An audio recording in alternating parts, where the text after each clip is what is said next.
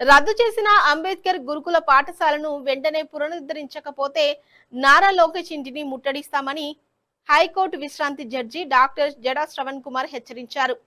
రాష్ట్రంలోని 3 అంబేద్కర్ ఎస్సీ గురుకుల పాఠశాలలను మూసివేయడం లేదా విలీనం చేసే చర్యలను తక్షణమే నిలిపివేయాలని డిమాండ్ చేస్తూ బహుజన ఐక్యవేదిక సమగ్ర న్యాయ పోరాటానికి సిద్ధమైందని హైకోర్టు విశ్రాంతి జడ్జి ప్రముఖ ప్రజాస్వామ్యవాది డాక్టర్ జడా శ్రవణ్ కుమార్ తెలిపారు. ఈ అంశాన్ని ఉన్నత న్యాయస్థానం దృష్టికి తీసుకెళ్లేందుకు ప్రణాళికలు రూపొందించారు. గురుకులాల పరిరక్ష పేద బలహీన వర్గాల విద్యార్థులకు నాణ్యమైన ఉచిత నివాస విద్యను అందించడంలో ఎస్సీ గురుకులాలు కీలక పాత్ర పోషిస్తున్నాయన్నారు. వీటిని ఎత్తివేస్తే గ్రామీణ పేద విద్యార్థుల విద్యావకాశాలకు తీవ్ర విఘాతం కలుగుతుందని బహుజన ఐక్యవేదిక ఆందోళన వ్యక్తం చేస్తుందని బహుజన ఐక్యవేదిక రాష్ట్ర అధ్యక్షులు మాధవ్ పేర్కొన్నారు. న్యాయస్థానాన్ని ఆశ్రయించడం, ప్రభుత్వం తీసుకుంటున్న ఎత్తివేత లేదా కుదింపు నిర్ణయాలు రాజ్యాంగం కల్పించిన విద్యా హక్కుకు వ్యతిరేకమని, ఈ చర్యలపై తక్షణమే స్టే ఇవ్వాలని హైకోర్టులో పిటిషన్ దాఖలు చేయడానికి రాజ్యాంగపరమైన అంశాలు, చట్టపరమైన ప్రక్రియలపై స్పష్టమైన అవగాహన ఉన్న హైకోర్టు మాజీ జడ్జి డాక్టర్ జడా శ్రవణ్ కుమార్ ఈ న్యాయ పోరాటానికి సారథ్యం వహిస్తుండటంతో బాధిత విద్యార్థులు తల్లిదండ్రుల్లో నమ్మకం వ్యక్తమవుతుందన్నారు. దళిత, ఆదివాసీ, నిరుపేద పిల్లల కోసం గురుకుల పాఠశాలలు ఏదైతే స్థాపించారో 1998 జీవో ఎంబస్ నెంబర్ 51 ద్వారా ఆదివాసీల పిల్లల కోసం గురుకుల పాఠశాలలు, దళిత పిల్లల కోసం స్థాపించినటువంటి గురుకులాలు ప్రభుత్వాలు దారి తప్పిస్తున్నాయా, నిజంగా దారి తప్పుతున్నాయా అర్థం కాని పరిస్థితుల్లో ఉంది. ఈరోజు రాష్ట్ర ప్రభుత్వం, కూటమి ప్రభుత్వం అధికారంలోకి వచ్చి 2 సంవత్సరాలు దాటుతున్నా ఈ రోజు వరకు గత ప్రభుత్వం రద్దు చేసినటువంటి గురుకుల పాఠశాలలు, గత ప్రభుత్వం రద్దు చేసినటువంటి బెస్ట్ అవైలబుల్ స్కూల్స్ ఏదైతే ఉన్నాయో ఆ స్కూల్స్ ను పునరుద్ధరిస్తామని చెప్పి అధికారంలోకి వచ్చిన ఈ ప్రభుత్వం 2 సంవత్సరాలైనా కూడా నిమ్మక నీరెత్తినట్టు. ఆదివాసీలకు దక్కాల్సినటువంటి ఉద్యోగాలు గిరిజనేతరుల చేత పూరించి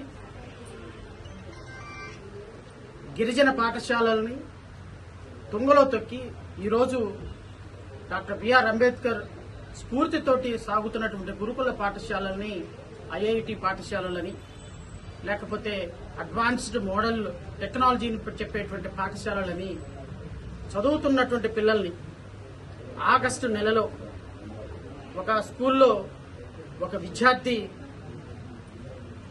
ఒక క్లాస్లో జాయిన్ అయ్యాడు అంటే ఆ విద్యార్థికి ఆ క్లాస్ రూమ్ వాతావరణం అలవాటు అవడానికి కొంత సమయం పడుతుంది, ఆ టీచర్ వాతావరణం అలవాటు అవడానికి కొంత సమయం పడుతుంది, ఆ పరిసర ప్రాంతాలు అలవాటు అవడానికి కొంత సమయం పడుతుంది.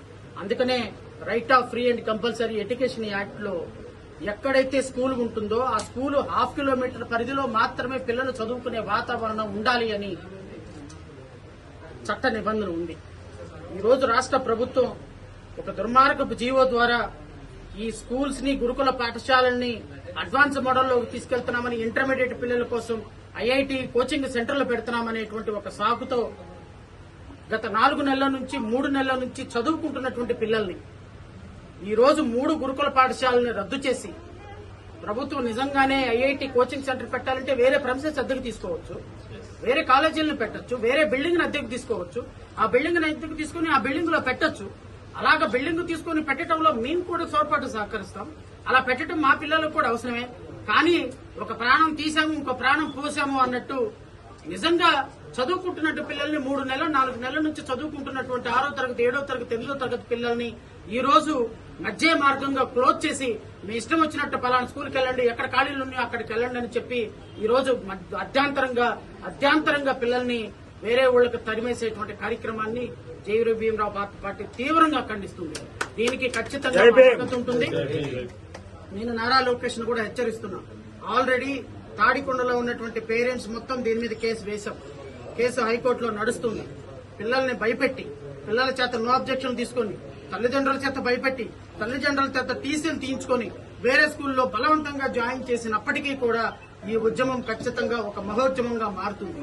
మాకున్నటువంటి హక్కుగా ఉన్నటువంటి గురుకుల పాఠశాలని ఏ ఒక్క పాఠశాలని రద్దు చేసినా, నాకు తెలిసి దాంట్లో 3 పాఠశాలలు ఉన్నాయి. 1 తాడికొండ, 2 కోట, 3 విశాఖపట్నం. ఈ 3 పాఠశాలని తక్షణమే పునరుద్ధరించకపోతే మీరు ఆ 3 లొకేషన్స్ లో ఏదైనా కాలేజీలు పెట్టాలి అంటే వేరే ఎక్స్పెన్సెస్ రద్దుకు తీసుకోండి, వేరే టీచర్స్ ని లొకేట్ చేయండి. ఈ రోజు మీరు అర్ధాంతరంగా ఫైనాన్షియల్ ఇయర్ మిడిల్లో పిల్లల్ని బయటకు పంపిస్తే వాళ్ళ మానసిక పరిస్థితి మీద చాలా చాలా తీవ్రమైన ప్రభావం చూపిస్తుందని అయితే నేను రాష్ట్ర ప్రజలకు తెలియజేస్తున్నా. దీని మీద ఖచ్చితంగా హైకోర్టులో పోరాటం చేస్తాం. భవిష్యత్తులో ఈ 3 పాఠశాలను పునరుద్ధరించకపోతే మాత్రం ఖచ్చితంగా నారా లోకేష్ నీ ఇల్లు ముట్టడికే నువ్వు సిద్ధంగా ఉండమని అయితే నేను ఈ మీడియా సాక్షిగా నారా లోకేష్ కి వార్నింగ్ ఇస్తున్నా. దళిత బిడ్డల కోసం, దళిత బిడ్డల చదువుల కోసం, దళిత బిడ్డల ఆదివాసీ బిడ్డల ఆశయాల కోసం మా పార్టీ నేను ఎప్పుడు ముందుంటామని చెప్పి మీ అందరి ద్వారా తెలియజేసుకుంటూ ఎస్సీలే ఏరే వాళ్ళ జోలికి పోలా. దీనికి కారణం మనం స్పందించక, మనలో ఐక్యత లేక స్కూల్ ఎత్తేశారు. పిల్లకాయలు గోడుమని చెప్పేసి కోట నుంచి వస్తూ ఉన్నారు, పెట్లు పెట్టుకొని వస్తున్నారు ఏడుస్తూ. మరి ఎందుకు మమ్మల్ని పంపించేస్తున్నారని చెప్పేసి మీరు ఎందుకు కూర్చోకూడదు అక్కడ? అంటే వాళ్ళు పంపించేస్తే వచ్చేస్తారా మీరు? ఎందుకు రావాలి? మేము బాం, మా స్కూల్లో మేమే ఉండాలి అని పిల్లల తల్లిదండ్రులు కూర్చో ఉంటే మనకి ఈరోజు ఈ బాధ వచ్చేది కాదు. అవన్నీ వదులుకొని ఇప్పుడు మాకు 40 మంది ఉండాల్సిన దాంట్లో 100 మంది ఉన్నారు, మాకు దూరం అయిపోయింది, మేము ఇబ్బంది పడుతున్నాం అంటే అది ఎంతవరకు మనకు న్యాయం? సరే, జరిగింది ఏదో జరిగిపోయింది మిత్రులారా. ఇంత జరిగిన తర్వాత మీరు అన్ని కూడా ఆలోచించండి. 29 మంది ఎస్సీ ఎమ్మెల్యేలు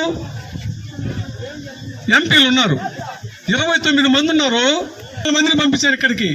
ఈ 400 మంది రండి కోటకి కూర్చుందాం, పిల్లలు పెట్లు ఎత్తుకొచ్చేయండి, కూర్చుందాం. వాళ్ళు కొడతారా చంపనండి. పిల్లల భవిష్యత్తు కంటే మనకి ఏది ముఖ్యం కాదు ఇక్కడ. ఇది గుర్తుపెట్టుకోండి. దీనికి ఒక కార్యాచరణ ఏర్పాటు చేస్తాం.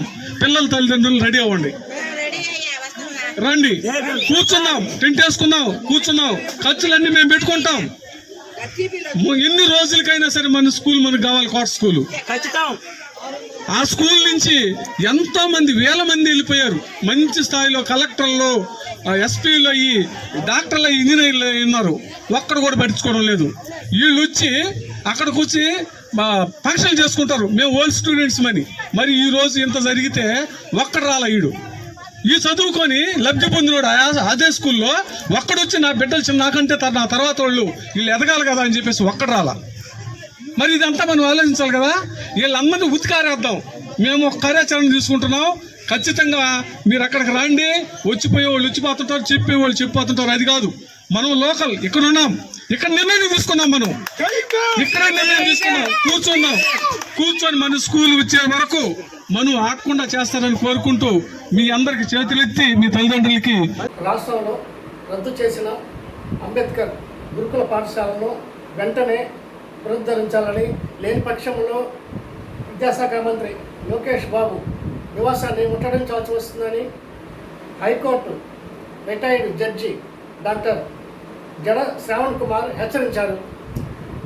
అదేవిధంగా నెల్లూరు జిల్లా కోటలో ఉన్న గురుకుల పాఠశాలని అన్యాయంగా రద్దు చేయడమే కాకుండా అక్కడున్న 6 మంది విద్యార్థులను నాయుడుపేట, చిల్లకూరు, వాకాడికి తరలించడం జరిగిందని, అక్కడ కూడా ఆ విద్యార్థులు చాలా ఇబ్బంది పడుతున్నారని ఆయన పేర్కొన్నారు. ప్రభుత్వం తక్షణం స్పందించి రాష్ట్రంలో రద్దు చేసిన గురుకుల పాఠశాలను వెంటనే పునరుద్ధరించాలని ఆయన డిమాండ్ చేశారు. లేని పక్షంలో లోకేష్ బాబు ఇంటిని ముట్టడించేందుకు కూడా సిద్ధమని హెచ్చరించారు.